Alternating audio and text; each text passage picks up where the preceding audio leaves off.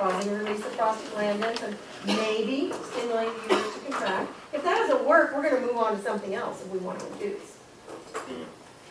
Mechanical, by either inserting a laminaria that forces the cervix open and release of prostaglandins, or a balloon that forces the ripping of the membranes apart, releasing prostaglandins.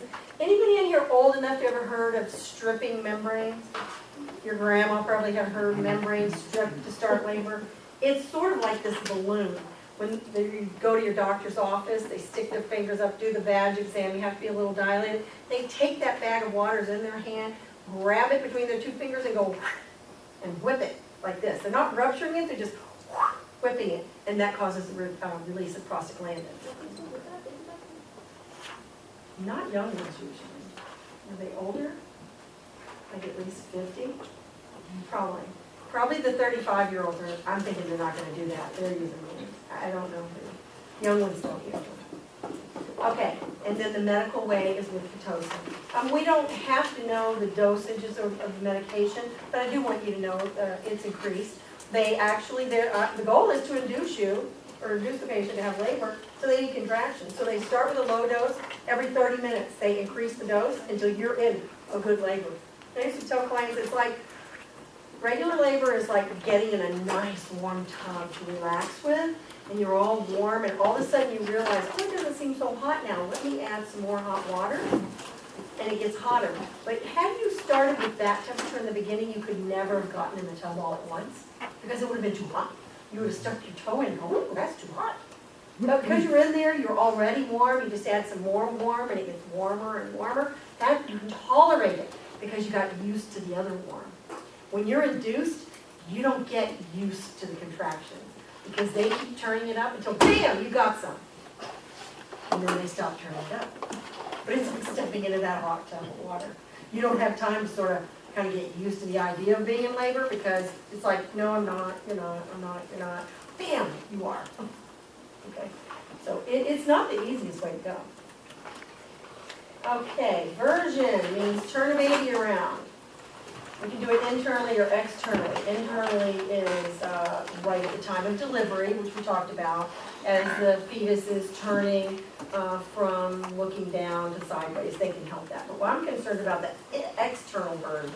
This is where we have a fetus that is in the breech position, usually breech, and we're going to turn it around, because we want this baby to be in the cephalic position so mom can have a chance to deliver vaginally, because that's what she wants. Lots of healthcare providers in 2017 don't do it. Some of them have not been taught how to do it. Some of them have done one in their whole life, which would not make them an expert. It's very risky. You can imagine, as we're turning this fetus around, which they make look very simple, we get a cord in there somewhere, and we don't know exactly where it is or what it's doing. Okay? So we can entangle the cord and cause all kinds of problems. But what we're concerned about is the nursing care for the patient here, because we're not going to turn the fetus. But it takes a lot of power. Has anybody seen one or had one? It is. Because they have their gloves on, they use ultrasound gel. They've already confirmed by ultrasound that they're still breech, which they have to do because if the little guy turned overnight, that would be kind of an embarrassing situation. So they grease them up. So they're kind of like this, going back and forth on their pregnant belly. And they get to their head here, they get to their tail here. This one's going this way, and that one's going like that. And they flip them. And they can do that 3 times. Is that painful? Yes, it can be, which is why we want to relax the uterus right here with a tocolytic drug. Now, ideally she's going to be on the monitor, but you can't be whipping the fetus around externally and be on the monitor. But she was on it before. As soon as they're done and they verify the position, or in between even, they're going to put it back on the monitor, because rupturing the placenta, abrupting the placenta, entanglement and compression of the cord, all kinds of terrible things are possible. This has to be a really motivated parent. Most, but not all parents today would say, risk is too high, I don't want to have surgery, but I know anesthesia is good, the hospital's clean, we'll just go with it. Cesarean. But there are still some patients who really want to do it vaginally. So for us, We're establishing an IV line. We're giving that tocolytic medication. At this point, all you need to know is a tocolytic medication does what? Relax. Relaxes the uterus. Because I assure you, by doing whoop or whoop, either way, it is going to be very stimulating to that uterus. Okay? And then monitoring the fetus. Those are our big contributions. And it sometimes works. Now, the other thing is, they usually do this, they have to do it before they're in the pelvis, but they also have to do it when they're almost too big to turn again. So it's a very narrow window, somewhere between 37 and 38 weeks usually. Because if they're already engaged in the pelvis, you can't whip them around, you can't get the head, or the butt, or whatever it is. So you can't do it. Very narrow window of the time frame when you can do this.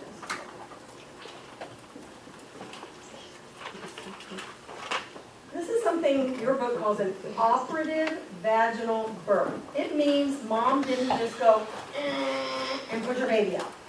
For whatever reason, it was taking too long, or we had some information on the monitor strip. We want to get the fetus out now. And it's right at the head. All we need to do is just give it a little help. We might do these things. We might use forceps. And they look in a variety of different ways. If you're in labor and delivery, ask them to see their forceps. Probably nobody uses them anymore, but most of them still have them. They don't use them not because they're dangerous, because the tool is not dangerous when used correctly. The tool was dangerous in the 30s, 40s, 50s, and 60s because they were used incorrectly. Because I'll tell you that in a second. So, but because nobody knows how to use them anymore is why they don't use them. Nobody's teaching anybody how to use them, so they don't. So instead, what we're going to see now is a vacuum extractor.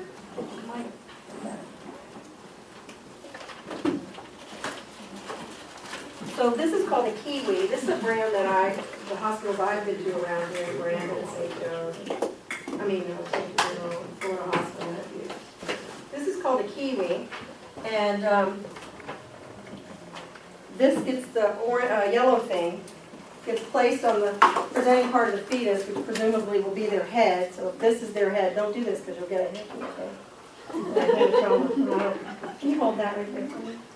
And so here we see there are colors on here. Green is okay, red is not. So the healthcare provider can push up to the green level.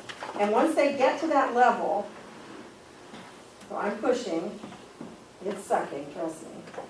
I'm not, that's enough for me. It's sucking, okay? It's really, really tight, okay?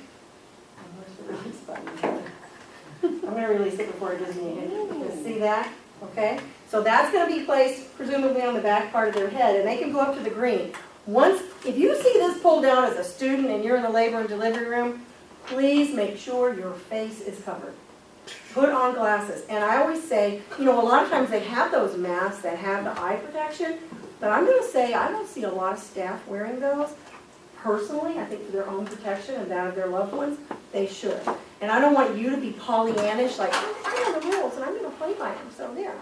So if you don't want to ask for that, get some fake glasses at Walmart on the way home today and wear them in labor and delivery. At least that'll somewhat protect your eyeballs, and you won't be embarrassed to say, Mrs. Motter says I need that mask with the face thing on. Because what happens with this is, it's attached. I don't know if it'll attach. A little bit to the book. So it's attached to the fetus's head. Once they get it as strong as they want it, they pull with a contraction. She's pushing, he's pulling, or she's pulling. And sometimes here it comes and here comes the fetus. And then sometimes it does this. They're pulling. And all of a sudden the suction breaks. Whoo! Well, what was on the end of that? Blood, mucus, amniotic fluid, and Lord knows what else.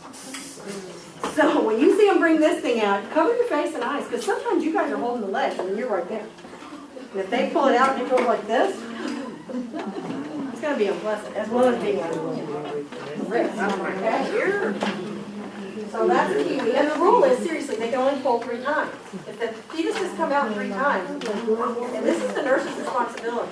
Now, I wouldn't say, Dr. Jones, that was your 3rd time. Don't put that back on there again. I'm going to report you again. You're going to quietly go over and say,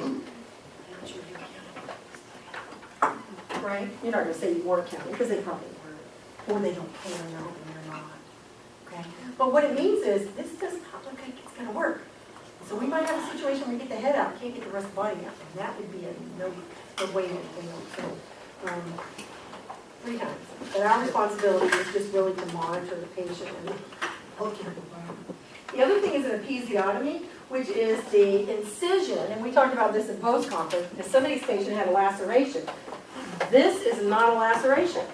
A laceration is a boo-boo, an accidental tear of something that happened during the process of labor and birthing. This is a surgical incision that was done intentionally that cuts all the way from the bottom of the vagina to the anus, almost, with a nice sharp pair of scissors. Okay? And then we'll have to be sutured up all layers, so not just one little suture or 3 sutures on the top. They have to suture up all the layers because it went through all the muscle.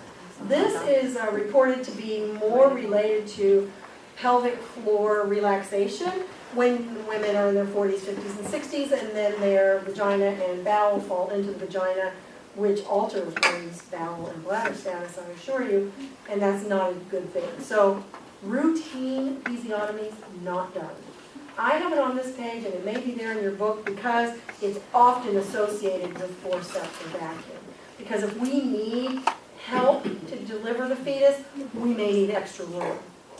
Okay? When I was first a nurse, and definitely as a nursing student, every patient who had their first baby got an episiotomy. Nobody asked, they just did it. Okay, but that's not the case anymore. And it's often not necessary. Midwives do very few episiotomies. They might sew up some lacerations, but if you have a really bad laceration, maybe 1 in 100 women, and if you're doing them all, then you're going to have, big surgical incisions. So not necessary to do in all cases. I might show you that. Okay, so a cesarean birth, why do we deliver by cesarean? There are 2 different types of incisions, as you see here. I have to go back to look ahead. Skin incisions and uterine incisions. And Amelia was telling us that she had the midline classical incision, so a midline skin and classical in the uterus. In 2017, that's for life-saving measures only, because it's going to make the uterus very unstable, really for the rest of its life. Okay, so we only use that to save the life of a mother or a fetus. Otherwise, we usually use the lateral skin incision, the bikini cut, and then the low segment incision in the uterus. And it's not that easy. It would be easier if everybody had a classical incision in their uterus because it would be easy to get the fetus out. Because sometimes the fetuses are so far down in there, and you've got a teeny little incision. If you've seen it, they're retracting huge amounts and trying. And actually, sometimes need to kiwi the fetus out, even during a cesarean. So don't think we make a little cut, we go in, we get the baby. Oh, here they are. Sometimes you'll see 2 people pulling. We got a leg, I got a leg, okay, pull. It's not always that easy because they're stuck very well in there. So this is what an incision can look like. This is staples. Of course, a lot of patients now don't even have staples where they have glue, right? I still see some staples, but a lot of people have the external part is just glue, no longer staples.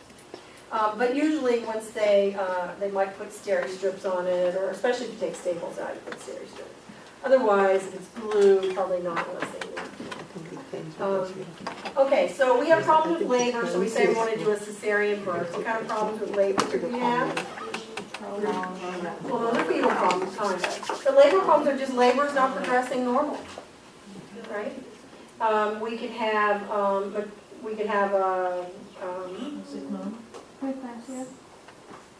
yeah, that's maternal problem. I'm trying to think of labor problem. A brachial placenta, so the placenta is tearing away before the fetus is delivered. Fetal problem could be macrosomia, although it is not a reliable reason to do a cesarean, but it is being done. Fetal problems like fetal distress, as you said, any kind of fetal distress that we see on the monitor. Maternal problems, somebody said hypertension, yes. Preeclampsia, yes.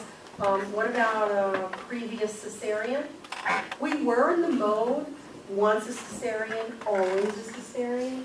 And then in the 80s, we started with vaginal births after cesareans, probably the middle 80s. and every woman was encouraged and given a chance to have a vaginal birth after a cesarean birth, as long as they did not have that classical incision in their uterus, or maybe if they did. That then, a few women had ruptured uteruses, and fetuses died, mothers died, and I mean just a few because the risk is less than 1%. But we're talking about less than 1% of something that didn't even happen at all to normal healthy people, normal healthy people. And so the risk is not generally wanted to be taken, especially in our litigious society. So now we've almost swung back to, and we did in the early part of the 2000s, no more VBACs.